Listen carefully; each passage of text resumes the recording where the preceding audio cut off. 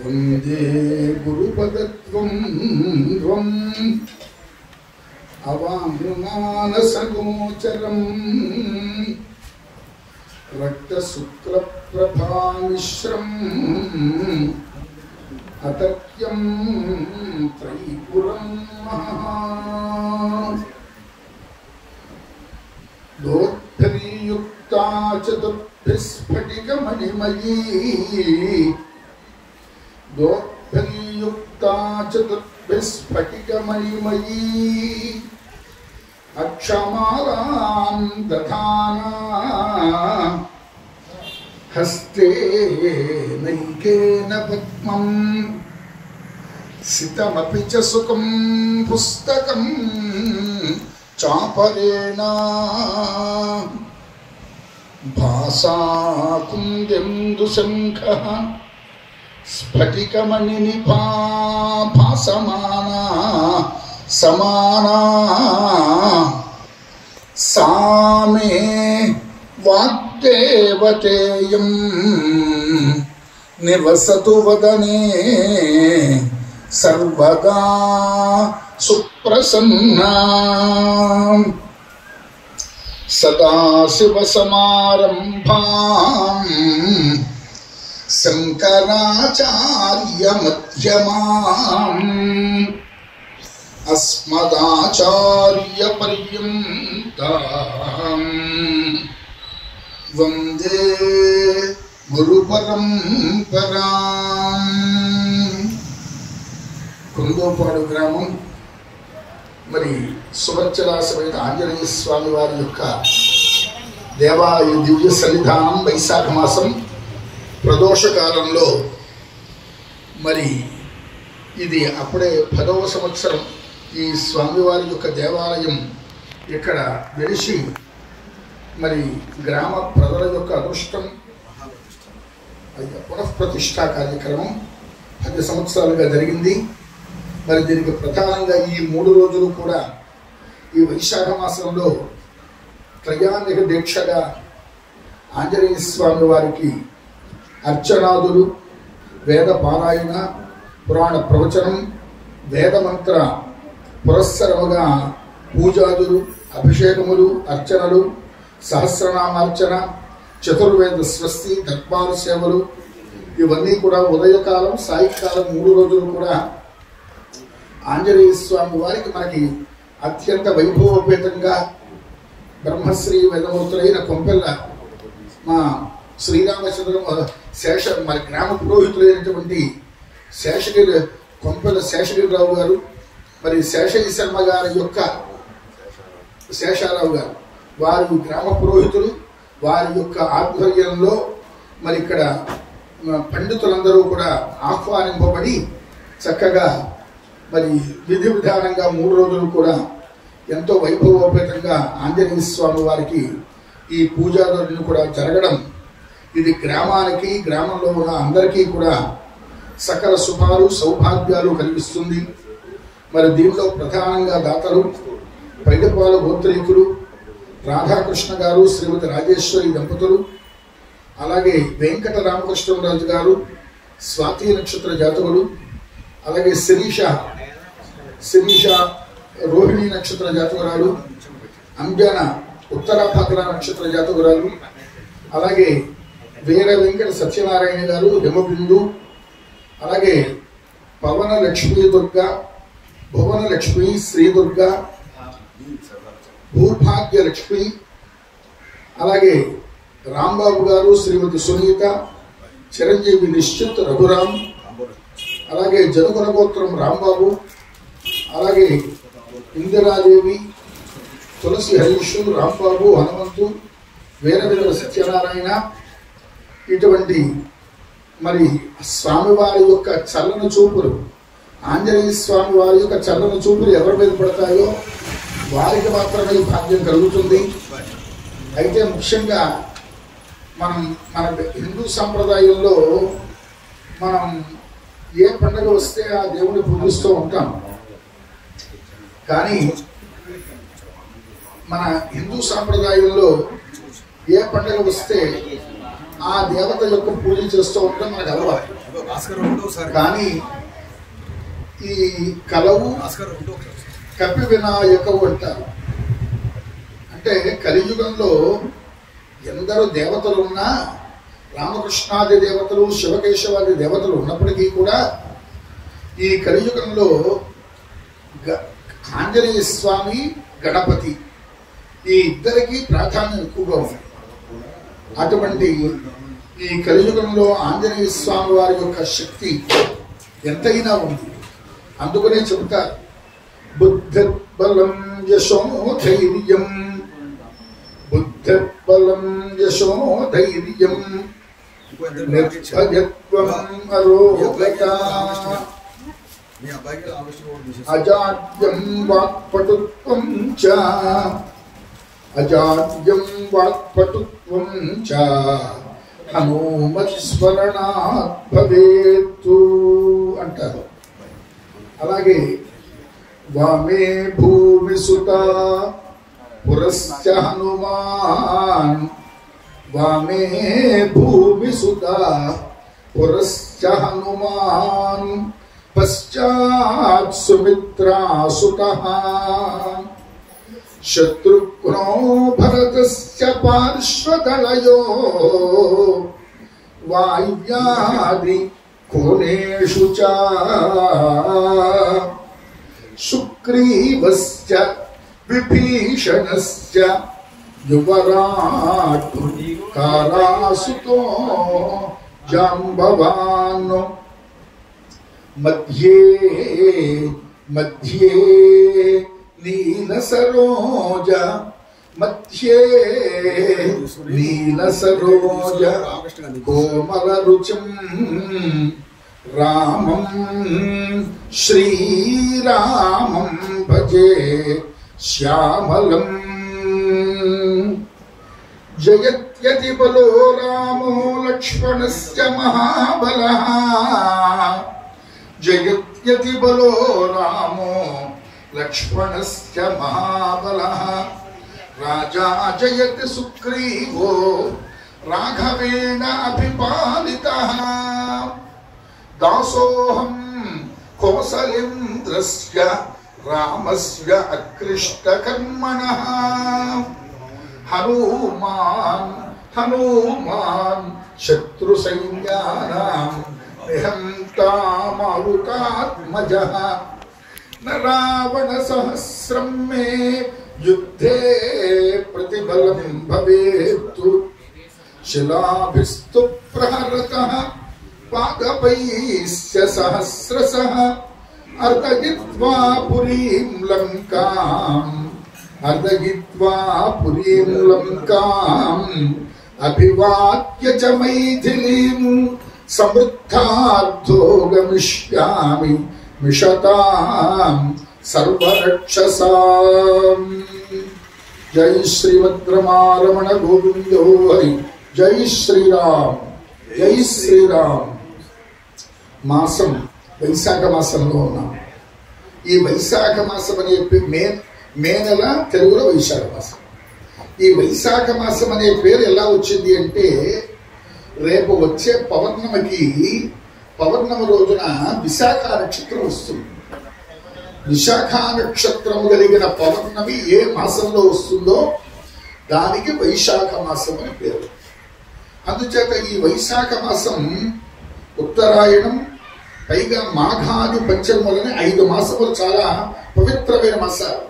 ఏడాదికి 12 మాసాలు అయితే ఈ 12 మాసములలో 5 మాసములు చెప్పుకోదగిన మాసములు ఉన్నారు. అవి ఏమన్నారు? మాఘం, ఫాల్గుణం, చైత్రం, వైశాఖం, జ్యేష్ఠం.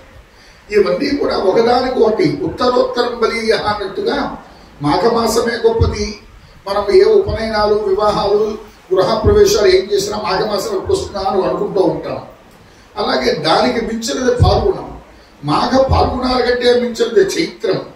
ఈ మూడింటి కంటే కూడా గొప్పది ఏదో 60 క్యాండిల బలుబు, 100 క్యాండిల బలుబు అన్నట్టుగా పవర్ బాగా పెరిగి కొద్ది అన్నట్టు.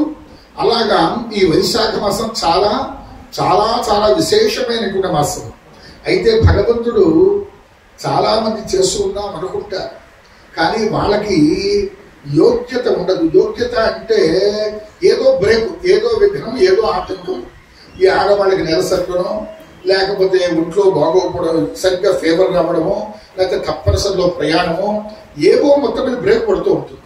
అలా బ్రేక్ పడింది అంటే మనం ఏదో కొంచెం మన జాతకంలో తేడా ఉంది అని అర్థం అవుతుంది.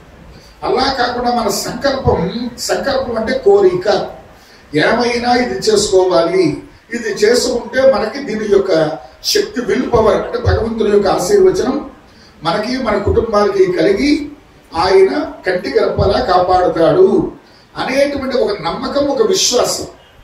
ఎప్పుడూ కూడా ఒక నమ్మకం అనేది కనుక ఉంటే అది మనం చేస్తే తప్పనిసరిగా మనకి ఆ రిజల్ట్ భగవంతుడు ఇస్తాడు. దీనికి ప్రధానం ఏదయ్యా అంటే నమ్మకం. అంచేత మరి ఈనాడు ఈ దంపతులు పీటల మీద కూర్చొని చక్కగా మరి మనసా వాచా కర్మణ శ్రేయోదాయకంగా మరి ఎంతో ఆధ్యాత్మిక భక్తి వృత్తి ప్రవృత్తితో సువర్చలా సమేతుడైన ఆంజనేయ స్వామి వారి, సాధారణంగా ఎక్కడ చూసినా ఆంజనేయ స్వామి వారి దేవాలయాల్లో ఆ స్వామివారు ఒక్కరే ఉంటారు. ఎక్కడో అరుదుగా కానీ సువర్చలా సమేతుడైన ఆంజనేయ స్వామి వారు ఉండడం చాలా చాలా తక్కువ. అటువంటిది కొందోపాడు గ్రామాలు ఎక్కడెక్కడే ఆంజనేయ స్వామి వారి విగ్రహాలు వందలాది ఉంటున్నాయి చూస్తున్నాం. కానీ సువర్చలా సమేతుడైన ఆంజనేయ స్వామి వారు ఇది విశేషం. ఎందుకంటే కళ్యాణం చెయ్యాలన్నా, అర్చన చెయ్యాలన్నా అమ్మవారు శక్తిపీఠం లేకుండా మనం చేయడం అంత శక్తి ఉండాలి. శక్తి అంటే అమ్మవారు. అందుచేత అటువంటిది మరి కొందోపాడు గ్రామంలో ఈ పెద్దలు చేసుకున్నటువంటి పూర్వజన్మ సుకృతం, ఈ గ్రామ ప్రజలు చేసుకున్న అదృష్టవశం చేత మరి పునఃప్రతిష్ఠ చేసి 10 సంవత్సరాలైన దినే దినే సా వృధే శుక్లపక్షే యథాశిసి అన్నట్టుగా నానాటికి ప్రతి సంవత్సరము కూడా వైభవోపేతంగా ఇక్కడ ఈ 3 రోజులు దీక్ష బాగా జరుగుతుంది. సరే, ప్రస్తుత విషయంలో వస్తే అక్కడ తమలపాకులు వేసుకుంటూ మీరు ఈ 4 అమృతవాకులు మీరు వింటూ ఉండండి. వామాంక స్థిత జానకీ పరిదసత్ కోదండం కరే చక్రం చోర్ధ్వకరేణ బాహుయుగళే శంఖం శకం దక్షిణే బిభ్రాణం జలజాత పత్రనయనం భద్రాద్రిమూర్ధస్థితం కేయూరాది విభూషితం రఘుపతిం సౌమిత్రయుక్తం భజే. ఆంజనేయ స్వామి వారు అంటే మీకు తెలియదేం కాదు. ఆయనకి సర్వకాల సర్వావస్థలలో ఆయన స్వామివారు హనుమంతుడి యొక్క హృదయంలో శ్రీరామదూతం శిరసానమామి అంటే సీతారామచంద్రులే ఆయన హృదయంలో ఉంటారు. ఆంజనేయ స్వామి వారి యొక్క ఇష్టదైవం ఇలవేలుపు రామచంద్రమూర్తి వారు. అందుచేత అటువంటి రాముల వారి మీద రామతత్వం గురించి 4 విషయాలు మనం చెప్పుకుని తర్వాత ఆంజనేయ స్వామి వారి యొక్క శక్తిని గురించి చెప్పుకుందాం. తతశ్చ ద్వాదశే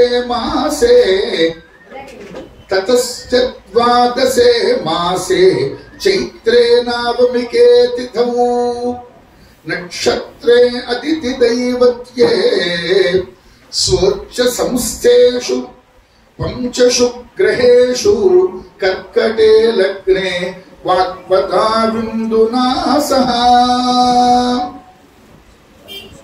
సాక్షాత్తు శ్రీ మహావిష్ణువు యొక్క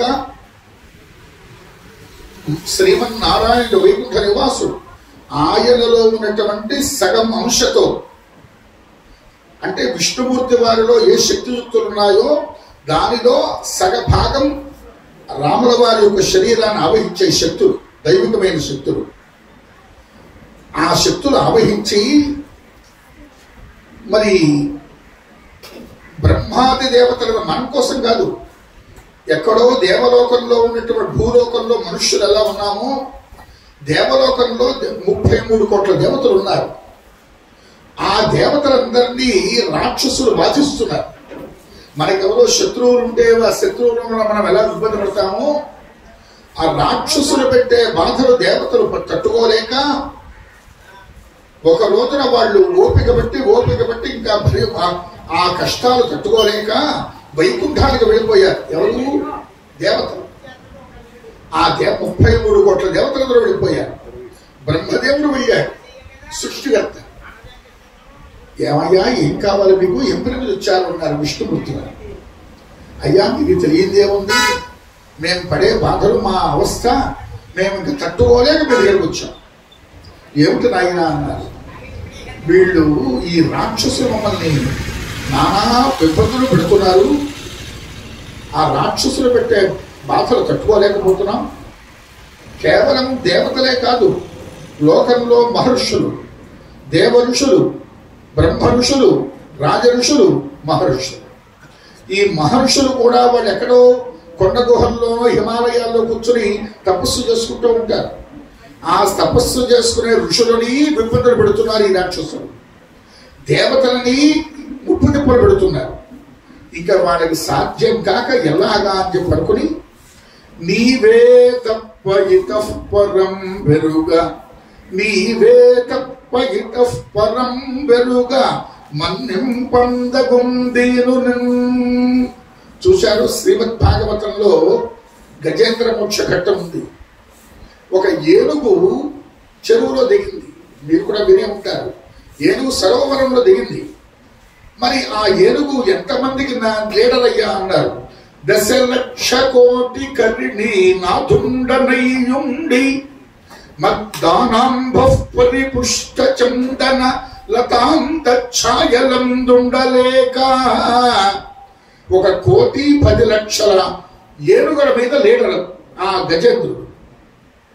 నేను ఇంతమంది మీద నాయకుడిని కదా అని చెప్పి అనుకుని అహంకారంతో సరోవరంలో దిగింది. ఆ చెరువులో దిగేటప్పటికి మొసలు పెట్టింది. తొండంతో కొట్టేటప్పుడు మొసలు వదులుతుంది. మళ్ళీ అడుగు తీసి అడుగేద్దాం అన్నప్పుడు మళ్ళీ మొసలు పట్టేస్తాం. అంటే నీటిలో బలం మొసలికి, భూమి మీద బలం ఏనుగుకి. అంచేత ఆ ఏనుగు తన శరీరంలో ఉన్న శక్తి అంతా ఉపయోగించింది. ఆ మొత్తం శరీరంలో బలం అంతా పోయింది. ఇంకా చివరికి మనం కూడా చూడండి, మనం ఏదో ఆలోచిస్తాం, ఏవో చేస్తాం, చివరికి మనం చేసే పని సక్సెస్ కాకపోతే ఏమిటిలా భగవంతుడా అని మనం ఎలాగా ఒకసారి ఆలోచిస్తామో, ఆ ఏనుగుకి మనకింకా శివుడనో రాముడనో కృష్ణుడనో వెంకటేశ్వర స్వామినో మనకి జ్ఞానం ఉంది. ఇది టెంపుల్, నమస్కారం చేద్దాం. ఏనుగుకి 4 కాళ్ళ పశువు కలిగింది. అసలు దేవుడి పేరు తెలుసునా? ఏ దేవుడో తెలుసునా? 4 కాళ్ళ పశువు దానికి తెలియదు. అది గజానాం మంద బుద్ధిశ్చ, దానికి మందకొడితనం తప్ప దానికి ఏమీ తెలియదు. అటువంటిది తొండం పైకెత్తేసింది. తన శరీరంలో బలమంతా కూడా క్షీణమైపోతే నన్ను కాపాడే దిక్కు ఎవరు? ఈ లోకంలో అందరికీ కూడా కష్టాలు వచ్చినప్పుడు, బాధలు కలిగినప్పుడు ఏ దైవం అయితే కాపాడుతూ ఉంటాడో సకల జీవిని, ఆ భగవంతుడే నన్ను కూడా కాపాడాలిగా అని ఇక్కడ విష్ణుమూర్తి శివుడు తెలియదు. ఆ తొండాన్ని పైకెత్తేసి నమస్కారం, ఏనుగుకి చేతులు ఏవయ్యా అంటే తొండమేగా, అలా పైకెత్తే నమస్కారం చేసి, మహానుభావ ఎవరవయ్యా నువ్వు, నన్ను కాపాడవా అని అంటే, ఆ సమయంలో ఆ మహానుభావుడు, ఆ వైకుంఠ నివాసుడు, రమారమణుడు, పురుషోత్తముడు, లక్ష్మీనారాయణుడు ఆయన వచ్చి ఆ మొసల నుండి ఏనుగును రక్షించారు. అంటే ఆ మొసల బారి నుండి దాన్ని రక్షించారు. సుదర్శన చక్రాన్ని ఉపయోగించారు స్వామివారు, విష్ణుమూర్తి వారు. ఆ సుదర్శన చక్రంతో కొట్టేటప్పటికీ ఆ మొసలు తప్పుకుంది. అందుచేత ఒక ఏనుగునే కాపాడినటువంటి మహానుభావుడు, ఒక పశువుని కాపాడినటువంటి దైవం, మనుష్యులు మనం ఎంతో జ్ఞానంతో చేస్తే మనని కాపాడడా, రక్షించడా? తప్పనిసరిగా రక్షిస్తాడు. అందుచేతనే ఈ మహర్షులు దేవతలందరూ కలిసి వైకుంఠానికి వెళ్ళారు. వెళితే, మహానుభావ నీవు భూలోకంలో పుట్టాలయ్యా, విష్ణుమూర్తి వారిని కోరారు. నీవు భూలోకంలో మనుష్యుల మధ్యలో నువ్వు అవతరించాలి, అంటే పుట్టడం. అలా పుట్టినట్లయితే దేవలోకంలో ఉన్న దేవతలకి, భూలోకంలో ఉన్న మహర్షులు మానవులకి కష్టాలు తీరి వాడు సుఖంగా ఉంటారు అని అలా విష్ణుమూర్తి వారిని కోరారు. కోరితే వెంటనే ఆ విష్ణుమూర్తి వారు ఆలోచించి తప్పకుండా మీ కోరిక నేను అంటే మీరు కోరిన కోరిక ధర్మవంతమైనది, అది భగవంతుడు మెచ్చుకునేది, తప్పనిసరిగా నేను భూలోకంలో అవతరిస్తాను, పుడతాను అని చెప్పి ఆయన వాగ్దానం చేశారు విష్ణుమూర్తి గారు. ఆ మహావిష్ణువే భూలోకంలో కౌసల్యాదేవి గర్భంలో కౌసల్యా అజనయద్రామం కౌసల్యా అజనయద్రామం సర్వలక్షణ సంయుతం విష్ణోరర్థం మహాభాగం పుత్రం ఐక్ష్వాకువర్ధనం. ఆ విష్ణుమూర్తి నేనే భూలోకంలో పుడతానన్నారు ఆయన. మరి వీళ్ళందరూ కూడా కోరింది ఆయనే కదా విష్ణుమూర్తిని. మహానుభావ నీతో సమానమైన వాడు ప్రపంచంలో లేడు, పుట్టడో పుట్టబోరు, నభూతో న భవిష్యత్తు. అంచేత నువ్వు భూలోకంలో అవతరించాలంటే నా అంశతో భూలోకంలో పుట్టిస్తానులే అన్నారు. ఆయనే రామచంద్రమూర్తి వారు. మరి ఆయన కౌసల్యాదేవి గర్భంలో ఎన్నాళ్ళు ఉన్నారు? సాధారణంగా మనం లోకంలో ఎవరైనా గర్భవతి అయితే నవమాసములు 9 నెలలు అంటాం. 9 నెలలు పూర్తయితే పురుడు రావాలి. అలా పురుడు రాకపోతే డాక్టర్లు ఏమంటారు? ఆపరేషన్ చేయాలంటారు. మరి ఇక్కడ కౌసల్యాదేవి గర్భంలో శ్రీమన్నారాయణుడు ఎంతకాలం ఉన్నారయ్యా అంటే వాల్మీకి రామాయణంలో బాలకాండలో వాల్మీకి మహర్షి వారు చెప్పారు. తతస్య ద్వాదశే మాసే చైత్రే నవమికే తిథౌ. కౌసల్యాదేవి కడుపులో 12 నెలలు ఉన్నారు. మరి 12 నెలలు ఎవరైనా ఒక ఆడబిడ్డ గాని మగపిల్లవాడి గాని గర్భంలో 12 నెలలు ఉంటే ఆ తల్లి బతుకుతుందా? గర్భిణీ స్త్రీ జీవిస్తుందా? బిడ్డ బతుకుతాడా? బిడ్డ బ్రతకడు, గర్భస్థ శిశువు బ్రతకడు.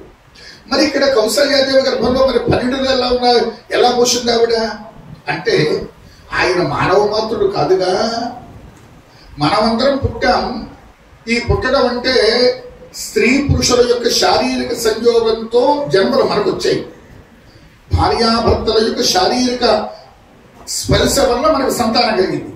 కానీ కౌసల్యాదేవి గర్భంలో అల్లా కౌసల్యాదేవి దశరథుడు యొక్క శారీరక సంగమం వల్ల కలిగిన వాడు కాదుగా ఆయన రాముల వారు. ఆమెకు కేవలం ప్రాజాపత్య పురుషుడు హోమం దశరథుడు కౌసల్యాదేవి హోమం చేస్తూ ఉండగా ఆ హోమగుండంలోంచి ప్రాజాపత్య పురుషుడు అనేటువంటి ఒక మహానుభావుడు వెండి పళ్ళల్లో దేవతలే తయారు చేశారు పరవానాన్ని, దేవతలు ఉండిన పాయసం. ఆ పాయసం వెండి గిన్నెలో పెట్టి బంగారు పాత్ర మూత వేసి ఆ హోమగుండంలోంచి పైకి లేచారు ఆయన. ఆ లేచిన వాడు ఎవరయ్యా అంటే వాటి ప్రాజాపత్య పురుషుడు అంటారు. మీ అందరికీ అర్థం అవ్వాలంటే శివుడే. ప్రాజాపత్య పురుషుడు ఎవరయ్యా అంటే ఈశ్వరుడే. ఆ ఈశ్వరుడే హోమగుండంలోంచి లేచి ఆ ఏదది పాయసం ఎవరికి ఇవ్వాలి? మరి భర్త ఉండగా భర్తకి ఇవ్వాలి, కానీ ఆడవాళ్ళకి ఇవ్వకూడదు. శివుడైన యజమానికి ఇవ్వాలి. ఓ దశరథ చెయ్యపట్టవయ్యా అన్నారు. పట్టాడు. సగము కౌసల్యకిచ్చి ఆ సగములోన సగము సుమిత్రకు నిచ్చి చనగనున్న సగము కైకకు నిచ్చి చనియే. భాస్కర రామాయణంలో వాల్మీకి రామాయణానికి డిటో భాస్కర రామాయణం. దానిలో సంస్కృత శ్లోకంలో అర్థాదర్థం మహాభాగం పుత్రం ఐక్ష్వాకువర్ధనం అని సాంస్క్రిట్ లో శ్లోకం.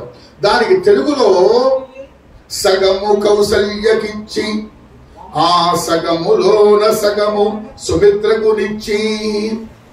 దేవతలు వంట చేసినటువంటి వెండి పళ్ళల్లో ఆ పాయసం బంగారు మూత వేసినటువంటి పాయసాన్ని ఆ ఈశ్వరుడు ప్రజాపత్య పురుషుడనే శివుడు దశరథ మహారాజు చేతిలో పెట్టారు.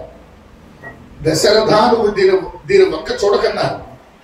అసలు ఎలా ఉంటుందో చూడటం కానీ లేకపోతే టేస్ట్ ఇప్పుడు చూడండి, కొత్తగా మామిడికాయ పెట్టుకున్నాం, ఆవకాయ పెట్టాం. ఆవకాయ పెట్టిన తర్వాత గమ్మున ఎప్పుడు నోట్లో వేసుకున్నామా అని రుచి వస్తాం. అలాగే నువ్వు అసలు ఒక మెతుకు కూడా నోట్లో పెట్టడం వీలేదు. ఆ పాయసం ఒక మెతుకు కూడా నువ్వు పెట్టద్దు, వాసన చూడద్దు. ఇది నీ భార్యకు ఇచ్చేది. నీ భార్యలలో మొట్టమొదటి ఎవరవుడా? కౌసల్యాదేవి. ఆ కౌసల్యాదేవికి సగభాగం ఇవ్వమన్నారు. పాయసంలో సగభాగం ఇచ్చేమన్నారు. అదే విష్ణు శక్తి. అంటే శ్రీమన్నారాయణంలో ఏ శక్తి అయితే ఉందో ఆ శక్తియుక్తులన్నీ పాయసంలో ఉన్నాయి. అందుకనే సగం ఇమ్మన్నారు. మిగిలినటువంటి దానిలో 1/4 1/8 అవి అలా సుమిత్రకి కైకమ్మకి ఇమ్మన్నారు. ఆ పాయసాన్ని కౌసల్యాదేవిని స్వీకరించమన్నారు. ఎవరు? ఈ ప్రాజాపత్య పురుషుడు అనేటువంటి శివుడు. నువ్వు తింటావేమో తినకు, నీ భార్యకి ఇయ్యి, ఆవిడ తినాలి అని మళ్ళీ ఆ శివుడు హోమగుండంలోకి అదృశ్యమైపోయాడు. ఆ పాత్రలో పైసి వచ్చి పడిపోయి అదృశ్యమైపోయాడు. అప్పుడు వెంటనే ఆ పాయసాన్ని తింది ఆవిడ. తిన్నంత పాయసాన్ని స్వీకరించినంత మాత్రము చేతనే గర్భధారణ జరిగింది కౌసల్యాదేవి. ఆ గర్భంలో గర్భస్థ శిశువుగా విష్ణుమూర్తి వారు, రాముడు కాదు అక్కడ, విష్ణుమూర్తి 12 మాసాలు ఉన్నారు స్వామివారు. 12 మాసములు అయిన తర్వాత దానికి వేదంలో చెప్పారు, భగవంతుడే భూలోకంలో ఒక మానవుల మధ్యలో పుట్టవలసి వస్తే, మానవుడు వలే పుట్టవలసి వస్తే సంవత్సరేణ జాయతే, ఇది వేదం చెప్పేమాట. అంటే సంవత్సర కాలము తల్లి గర్భంలో పూర్తిగా ఉండి తర్వాత భూమి మీద పడితేనే ఆయన దైవం, లేకపోతే మానవుడు లెక్క వస్తుంది. కనుక అటువంటి మహానుభావుడు 12 మాసముల తర్వాత ఆయన భూమి మీద చైత్రమాసంలో నవమి తిథి పునర్వసు నక్షత్రంలో అభిజిత్ లగ్నం, అంటే సరిగ్గా సూర్యుడు ఉదయించిన 4వ లగ్నం అభిజిత్ లగ్నం అంటారు. అంటే సూర్యోదయం లగ్నం 4వ లగ్నానికి అభిజిత్ అని పేరు. ఆ లగ్నంలో విష్ణుమూర్తి వారే భూమి మీద కౌసల్యాదేవి గర్భం వచ్చి పుట్టారు. శ్రీమద్రమారమణ గోవింద. ఆ పుట్టిన వారిని ఎవరు చూచారు? ఈవేళ నేటి కాలంలో చూస్తున్నాం. పుట్టిన వెంటనే మా అబ్బాయి చూడాలంటున్నాడండి, పుట్టిన వెంటనే మా అబ్బాయి చూడాలంటున్నాడు, చూసేయచ్చా? లేకపోతే హాస్పిటల్స్ లో కూడా బొడ్డు పోయకుండా చూసేయచ్చయ్యా అని వాడు చెప్పడం. ధర్మశాస్త్రవేత్తలు వాడు అయిపోయారు సిద్ధాంతులు. అసలు బిడ్డని పుట్టిన వెంటనే తండ్రి మంచి నక్షత్రమైనా చెడు నక్షత్రమైనా తండ్రికి చూసే అధికారం లేదు పురుటి స్నానం అయ్యే వరకు. ఇక్కడ అదే శ్రీమద్ రామాయణంలో మనకు ఆదర్శం చెప్తోంది. ఈ కౌసల్యాదేవి గర్భంలోంచి శిశువు పుట్టిన వెంటనే ఆయన దశరథ మహారాజు గారు, మరి కులగురువు ఉన్నారు కదా, దశరథ మహారాజు గారు కులగురువులు ఎవరు? వశిష్ఠ మహర్షి వారు. అయ్యా మహానుభావ, ఏదో మగ పిల్లవాడు పుట్టాడు అని అన్నారు, ఆయన చూడలేదుగా, మగ పిల్లవాడు పుట్టాడని అంటున్నారు. ఇదండి అనేటప్పటికి వశిష్ఠుల వారు నేను చూస్తానని చెప్పి వెంటనే ఆ వశిష్ఠ మహారాజు మీరు చూడండి అని ఎవరు అనలేదు. ఆయనంతటా ఆయనే నేను చూడాలి అన్నారు. ఆ చూచి పుట్టినటువంటి 5 సెకండ్లకే ఆ వశిష్ఠ మహర్షి వారు చూచి వెంటనే ఆయన నామకరణం చేసేసారు. మనమైతే నామకరణం పురుటి స్నానం అయ్యాక ఏదో 21వ రోజునో లేదా బారసాల రోజునో నామకరణం చేస్తాం. వెంటనే ఆయన నామకరణం ఏమన్నారట? రామాని పిలిచారట. రామాని పిలిచారట. రామ అంటే అర్థం ఏమిటి? ఆయన వశిష్ఠ మహర్షి వారంటే బ్రహ్మ ఋషి. ఆయనకి ఆశాపాశములు, కోరికలు, కోపము ఇవేమీ తెలియవు.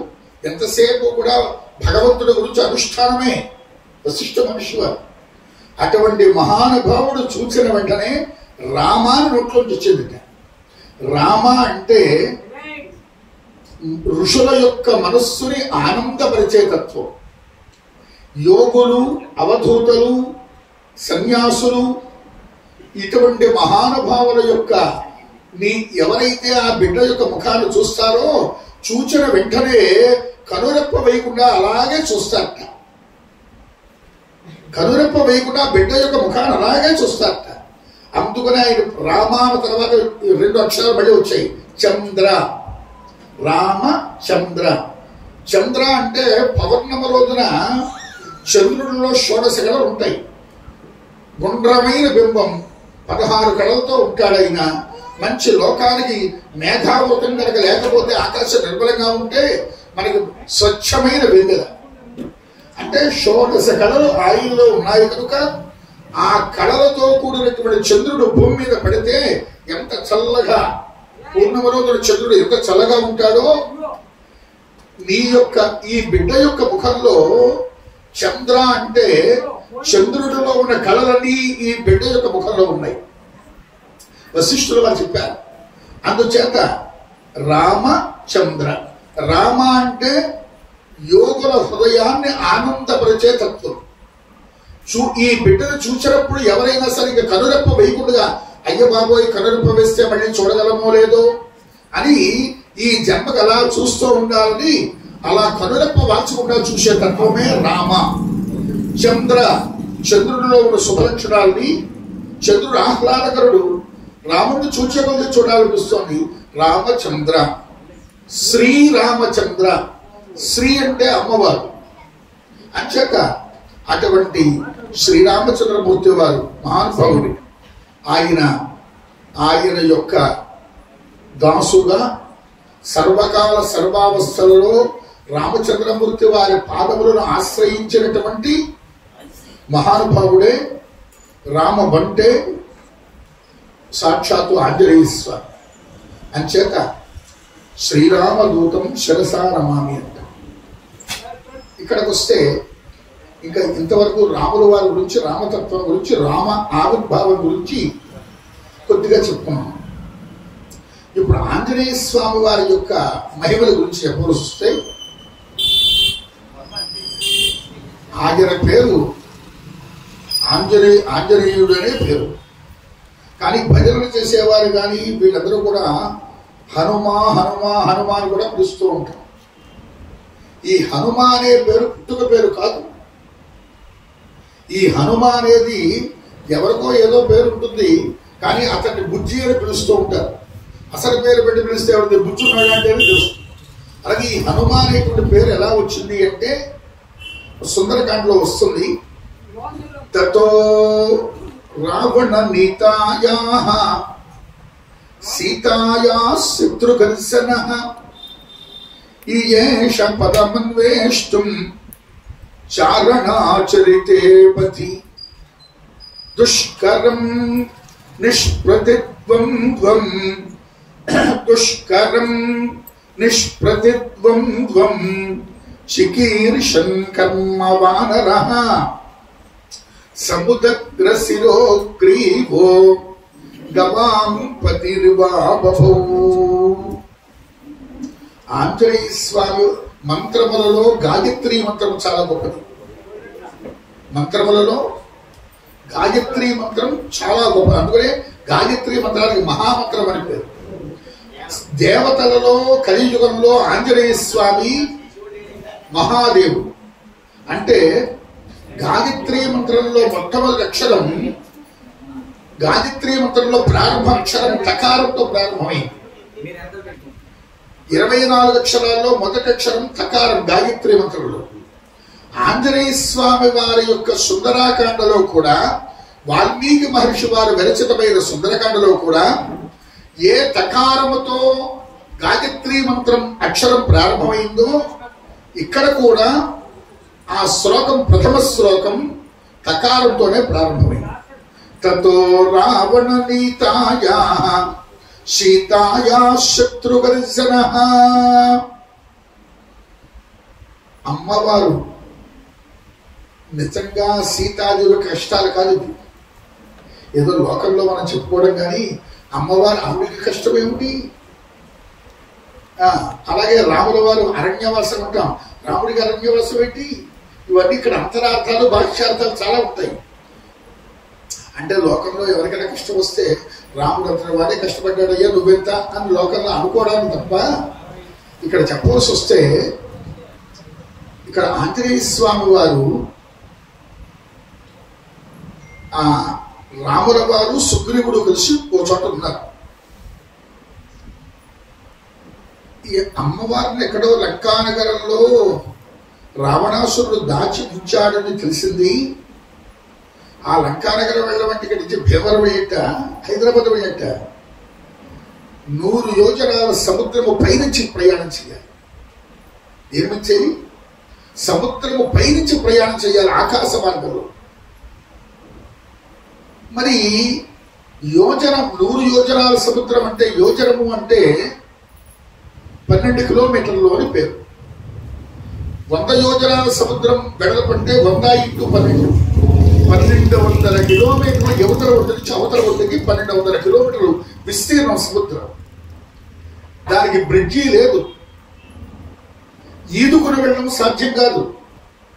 అందుచేత ఆకాశ మార్గంలో పక్షులు ఎగిరి ప్రయాణం చేసినట్టుగా ఆ ఆకాశ మార్గంలోంచి వెళ్ళాలి. ఇంతవరకు దుష్కరం నిష్ప్రతిత్వం త్వం చికీర్షం కర్మ వానరః. మరి ఈ సముద్రాన్ని పైనుంచి ప్రయాణం చేసిన వాళ్ళు ఎవరైనా దేవతల్లో ఉన్నారా? 3 దేవతలలో ఎవరూ ఇంతవరకు సముద్రం దాచిన వాళ్ళు లేరు. మేము లంకానగరానికి వెళ్ళాం, రావణాసురుడు పరిపాలించే లంకానగరంలో మేము తిరిగి వచ్చాం అన్నవాడు దేవతలలో ఎవరూ లేరు. గరుడులు, గంధర్వులు, కిన్నరులు, కింపురుషులు, యక్షులు ఏ జాతి వారు ఇంతవరకు వెళ్ళలేదు. ఇప్పుడు ప్రప్రథమంగా సీతమ్మ వారిని ఆమె యొక్క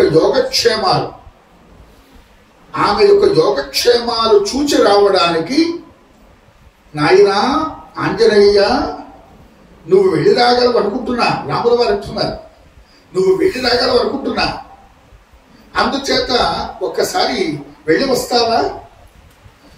అప్పుడు ఆయన అన్నట్ట, నేను వెళతాను, నేను చేస్తాను, నేను అంటే అహంకారం.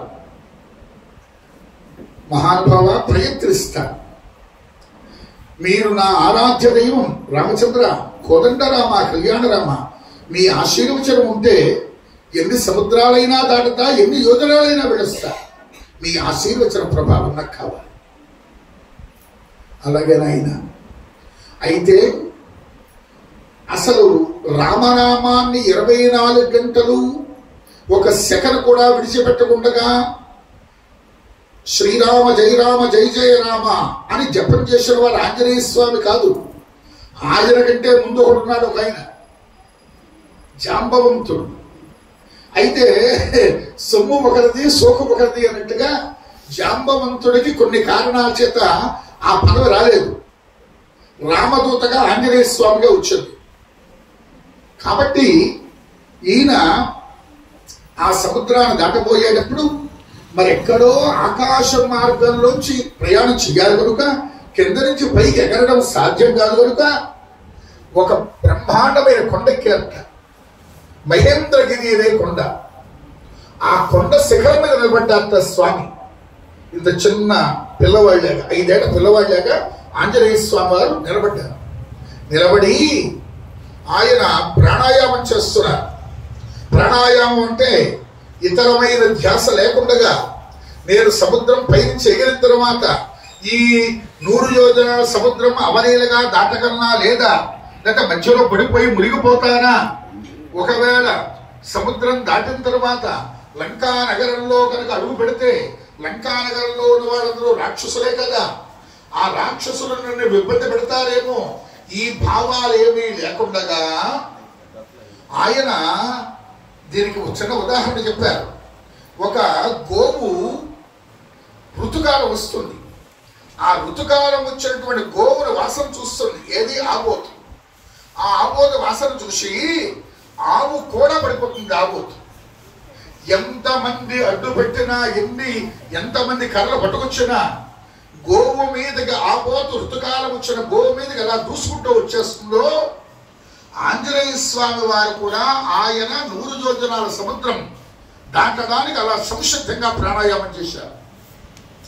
అలా పైన కొండ శిఖరం మీద నుంచుంటే అనుపమ విక్రమ క్రమ సమగ్ర గణార్దనుడైన వాజునందనుడు నిజప్తవానరులు తాను నెక్కే మరుత్సురాంగనాగ జనకృత సంగ శృంగ జయ సంగత తారక చంద్రమున్. ఆ ఆకాశంలో నక్షత్రాలు తెల్లగా ఉంటాయి కదండి. ఆ తెల్లటి పువ్వులు ఆంజనేయ స్వామి తలలో పెట్టుకున్నారా అన్నట్టుగా ఉంది. అంటే నక్షత్ర మండలం అంత ఎత్తు కొండ శిఖరం మీద ఉంచున్నారు. కల్లో పువ్వుల్లో ఉన్నాయిట. అవన్నీ కూడా నక్షత్రాలు.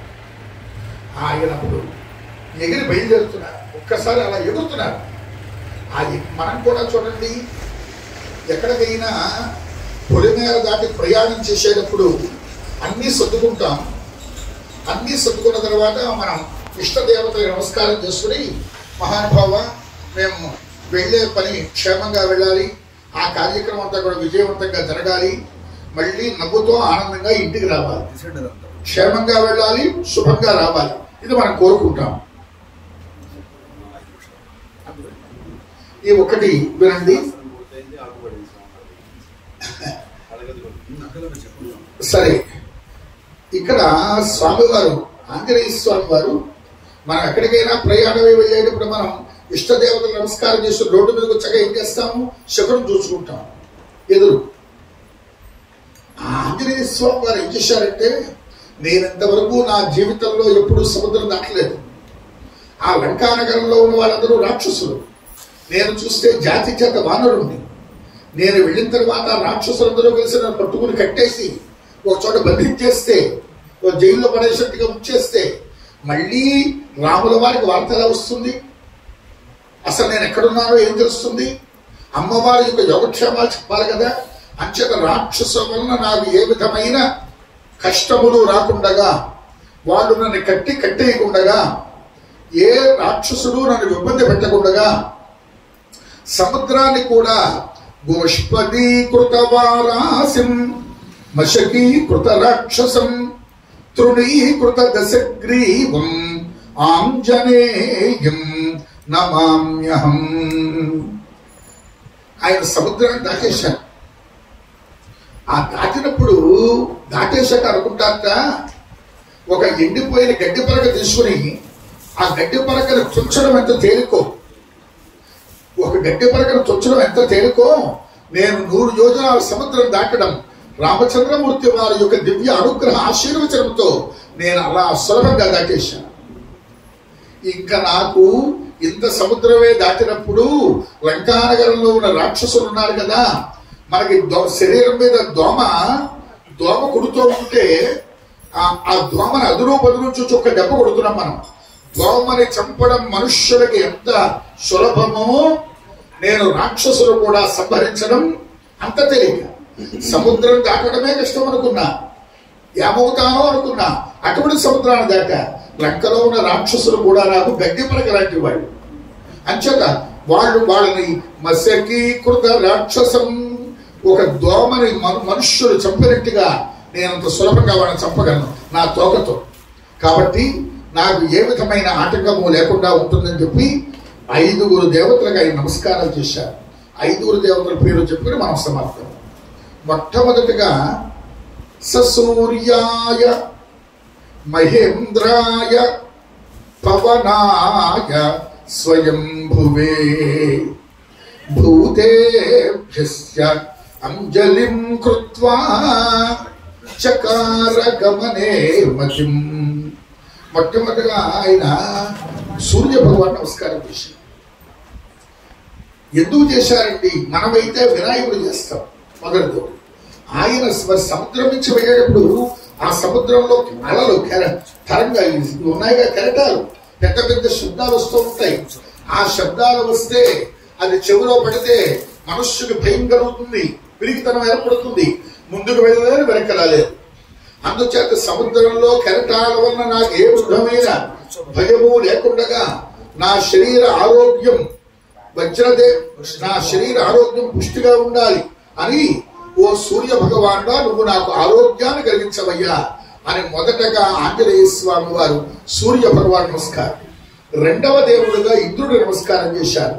అంటే మనం చూడండి, పచ్చని మామిడి తోరణాలు కట్టి ముత్యాల లాంటి ముగ్గులు వేస్తే మనం ఏ శుభకార్యక్రమం చేసినా తూర్పుగా చేస్తాం. ఆ తూర్పు దిక్కు అధిపతి ఇంద్రుడు, అందుచేత ఆ ఇంద్రుడు నమస్కారం చేశారు. మూడవ దేవుడుగా మనమైతే దేవుడికి దండం పెడతాం. నువ్వు ఇలా ఒకసారి ఉండు, నువ్వు ఇలా ఉండు. మనమైతే దేవుడికి నమస్కారాలు చేస్తాం. మనకి జన్మ ఇచ్చిన తల్లిదండ్రులు తిడతాం. ఏదో సమయంలో వాళ్ళని తిట్టడము, విసుక్కోవడము, ఇంకోటో చేస్తాం. నీకు దేవతల కంటే కూడా ప్రత్యక్ష దేవతలు ఎవరయ్యా అంటే మనకి జన్మ ఇచ్చిన తల్లిదండ్రులు. మాతృదేవో భవ పితృదేవో. అందుకనే ఆంజనేయ స్వామి వారు నాకు ఆరాధ్య దైవం రాముల వారైనా ఆ రాముల వారి కంటే కూడా ముందు నమస్కారం ఎవరికయ్యా అంటే నాకు జన్మ ఇచ్చిన మాతాపితరులకి, మా తల్లిదండ్రులకు పదాభివందనం చేస్తున్నాం. మీ ఆశీర్వచనం నాకు కావాలి. మీరు సముద్రం గారిని క్షేమంగా అమ్మవారిని చూసిరావాలి. ఇది మూడవ దేవుడుగా. నాలుగవ దేవుడుగా రాముల వారికి నమస్కారం చేశారు. ఐదవ దేవుడుగా పంచభూత దేవతలు నమస్కారం చేశారు.